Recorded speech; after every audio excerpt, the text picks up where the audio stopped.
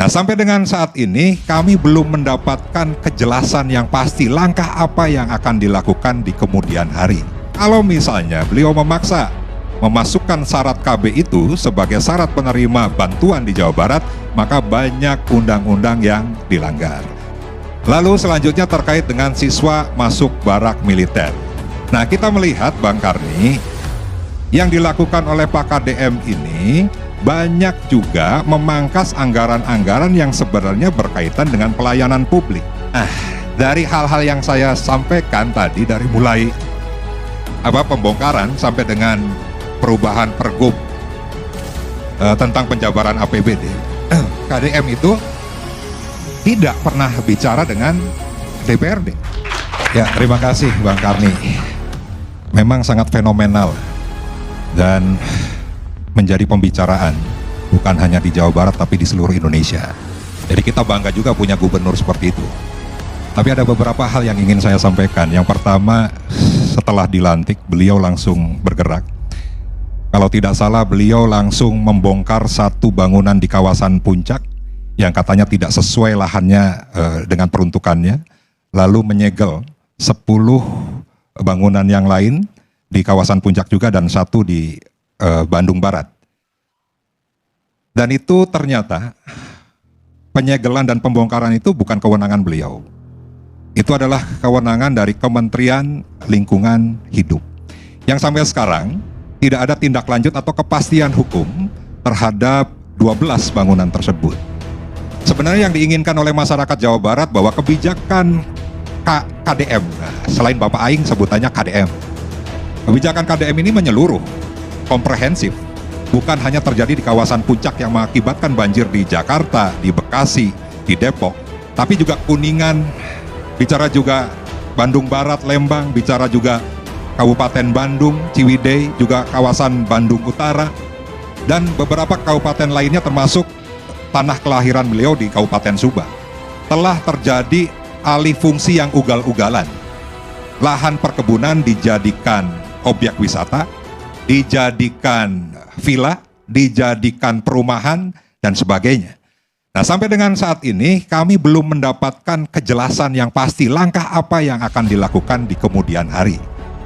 Yang kedua, beliau menggebrak juga terkait dengan rencana bantuan sosial yang dikaitkan dengan KB pria. Beliau memang tidak menyebutkan vasektomi saat itu. Tapi kami anggap bahwa KB pria itu ya identik dengan vasektomi. Nah, tentunya ini menjadi permasalahan karena kami menganggap bahwa rakyat miskin di Indonesia sudah menjadi tanggung jawab dari pemerintah. Dan itu amanat konstitusi. Tidak bisa mendiskriminasikan orang miskin berdasarkan syarat-syarat tertentu. Apalagi misalnya pemaksaan kontrasepsi itu bertentangan juga dengan tindak pidana kekerasan seksual. Yang kedua, undang-undang yang mengatur terkait dengan keluarga berencana itu pun ditentang juga. Belum lagi terkait dengan hak asasi manusia dan ulama. Karena apa? Karena 3 kali fatwa ulama melalui MUI itu menyatakan dari tahun 79 kalau tidak salah sampai 2009 3 kali mereka melakukan sidang menyatakan bahwa vasektomi itu haram.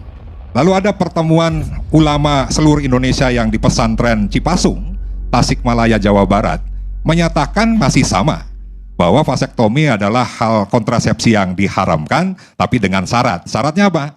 Tidak menimbulkan misalnya kemandulan permanen. Tapi berdasarkan uji klinis, direkanalisasi, disambung kembali, ternyata berfungsi kembalinya hanya 30%. Jadi ulama sampai dengan saat ini menganggap bahwa vasektomi itu haram. Nah, yang selanjutnya, di Jawa Barat itu tidak ada bansos, Bang Karni. Makanya KDM menyampaikan bahwa bukan bansos tapi bantuan-bantuan yang akan diperuntukkan rakyat miskin. Misalnya beliau saat ini mempunyai program rumah tidak layak huni, lalu listrik masuk rumah. Nah, mungkin itu yang akan dijadikan sasaran. Nah, tapi sampai dengan saat ini kita belum melihat lagi apa langkah beliau. Tapi saya beberapa kali menyampaikan kalau misalnya beliau memaksa memasukkan syarat KB itu sebagai syarat penerima bantuan di Jawa Barat, maka banyak undang-undang yang dilanggar. Lalu selanjutnya terkait dengan siswa masuk barak militer.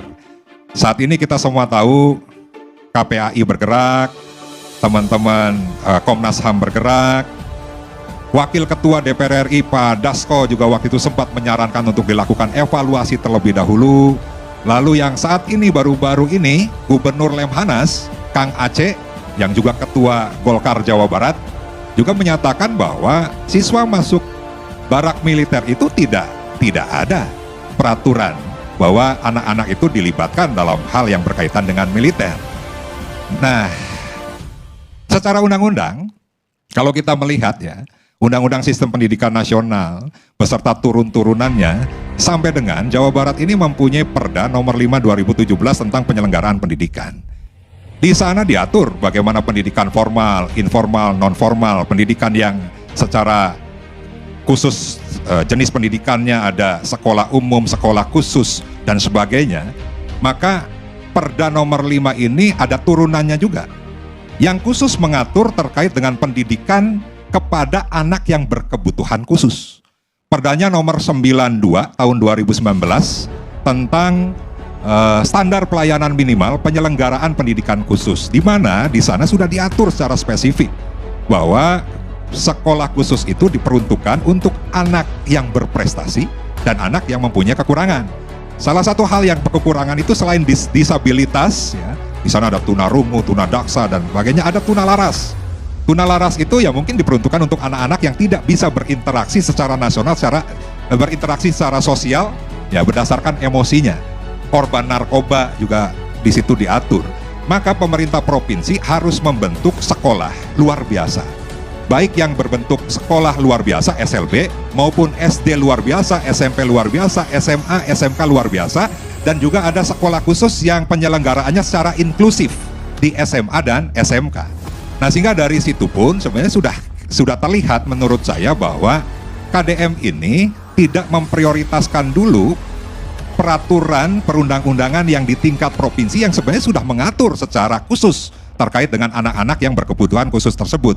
Tiba-tiba beliau menindaklanjuti MOU antara Gubernur Jawa Barat dengan Kepala Staf Angkatan Darat.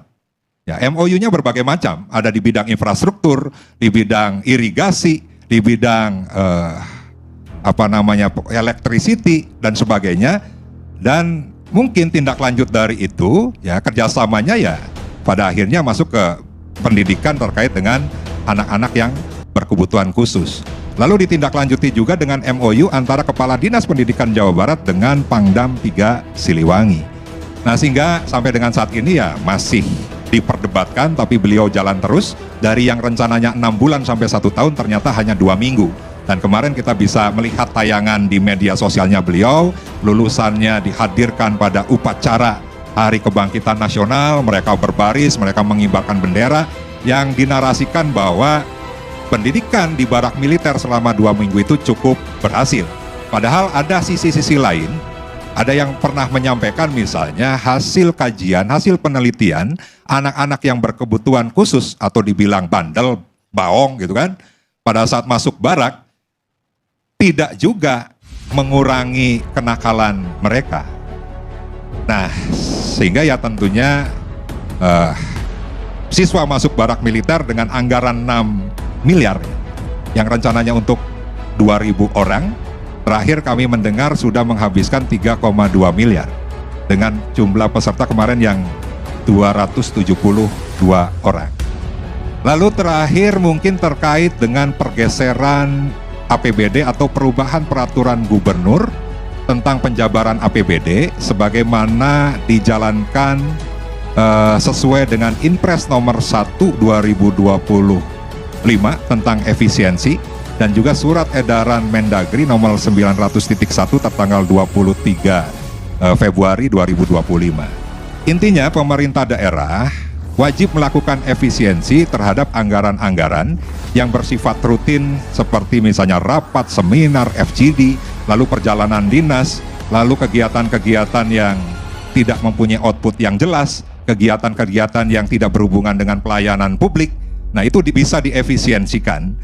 Nah, hasil efisiensi itu ada 5,1 triliun dari total 31 triliun. Nah, untuk apa saja?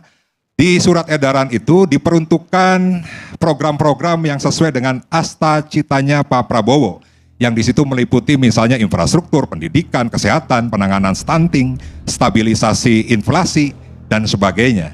Nah, kita melihat Bang Karni, yang dilakukan oleh Pak KDM ini banyak juga memangkas anggaran-anggaran yang sebenarnya berkaitan dengan pelayanan publik.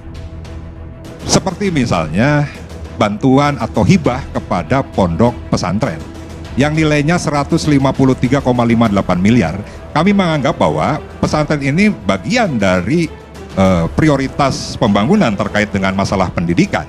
Tapi kenapa juga harus dihapuskan hanya menyisakan 9 miliar 250 juta. Lalu misalnya ada 1,7 triliun bantuan keuangan kepada kabupaten kota, beliau pangkas hanya tersisa sekitar 500 miliaran. Nah, 1,2 triliun ini terdiri dari kegiatan-kegiatan yang sebenarnya juga berkaitan dengan asta-citanya Pak Prabowo. Misalnya di situ ada TIK. TIK itu untuk sekolah ya, komputer, smartboard dan lain sebagainya. Pak KDM sebelum dilantik menyampaikan bahwa TIK ini jumlahnya terlalu besar, mencapai 700 miliar. Dan tidak semua sekolah membutuhkan TIK, tapi lebih membutuhkan misalnya ruang kelas baru. Oke lah, saya setuju dengan KDM untuk menghapuskan TIK dan prioritasnya kepada ruang kelas baru, WC, kamar mandi, mebeler, dan sebagainya. Tetapi ada program-program atau kegiatan lainnya, misalnya bantuan untuk posyandu, ada jalan, ada irigasi, dan sebagainya, ada kesehatan dan sebagainya yang sebenarnya menjadi prioritas juga. Lalu misalnya banyak juga ya kegiatan-kegiatan lain yang menurut saya itu juga sesuai dengan apa yang diamanatkan oleh surat edaran Mendagri tersebut. Nah, dari hal-hal yang saya sampaikan tadi, dari mulai pembongkaran sampai dengan perubahan pergub tentang penjabaran APBD, KDM itu tidak pernah bicara dengan DPRD. Adapun pembicaraan di awal memang ya terjadi pembicaraan, tapi terakhir pada saat beliau merubah pergub sampai dengan yang kelima kali, beliau belum menjelaskan kepada DPR.